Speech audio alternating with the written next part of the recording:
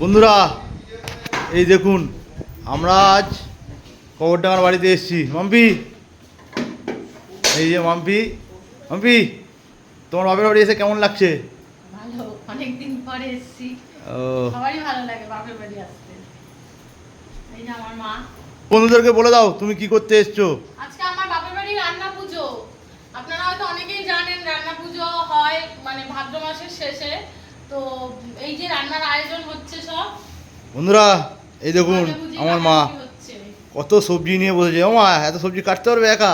কত কেটে ফেললাম, ওই যে ঘরের ভেতরে আছে, আছে ঘরের ভেতরে, ওইখানে সব সবজি কাটা আছে, অনেক রকম ভাজা হয়।